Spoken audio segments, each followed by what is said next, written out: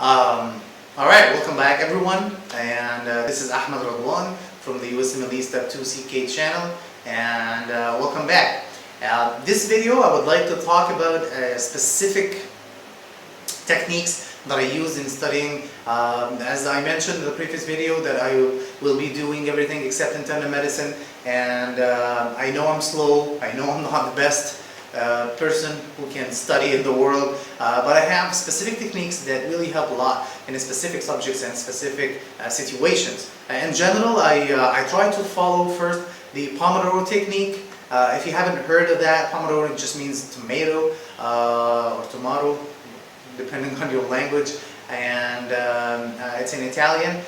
What exactly it is, it's just a 25-minute studying or doing a task or whatever, and then 5-minute break. So every 30 minutes you start over. 25 minutes and then 5 minutes of break, and then 25 minutes and then a 5-minute break, and then so on. Every 25 minutes is a Pomodoro, so it's kind of like you're eating a Pomodoro or a tomato every 30 minutes. What is that? What essentially happening here is that a sense of accomplishment happens. Sometimes we get stuck in a page or 2 or 3 or whatever task we're doing, and we don't feel that we haven't done much, even though we are studying or we're doing a lot of work. So in a 25-minute, whatever happens, you have done something for 25 minutes. So that gives a goal or a target that you can actually achieve.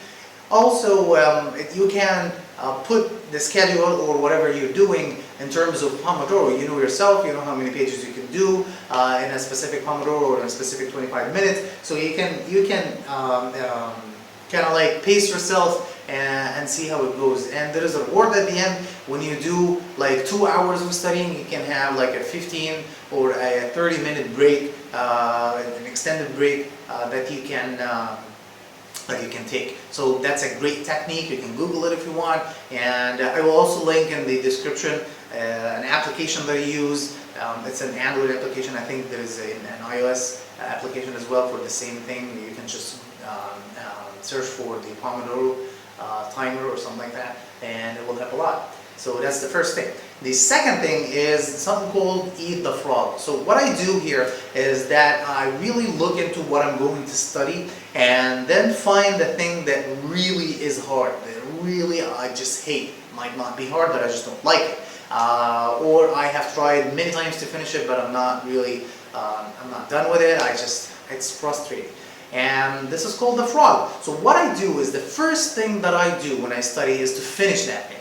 To just start with it, to just get it out of the system, just get it done. That's a really important technique that you can do.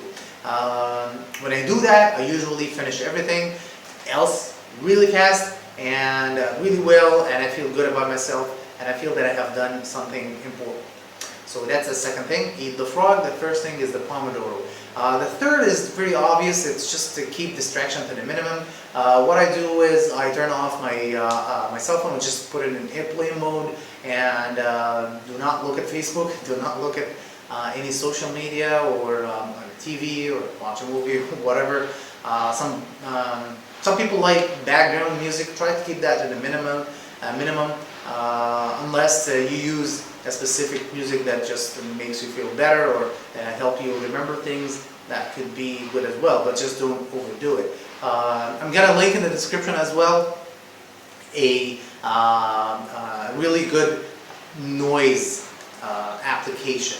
What it essentially does is that it just it gives you kind of like a background noise that makes your brain focus more. It makes you able to just distract yourself in a specific way that you're able to focus a little more on the studying. It might help some people, it might not. Just give it a try if you like it or not. You know, let me know in the comments below, and we can discuss that. What else? All right, the technique that I use as well is called mind maps or concept maps, whatever you want to call it. Specifically, it's mind maps because it's different a little bit, but that's technical. Mind maps exactly are just kind of like a central idea or a central topic. Let's say anemia, for example. and then everything just goes from it to a subtopics. So it's kind of like a scribble. You have the main topic in the middle, and then you just have arrows going randomly in every direction.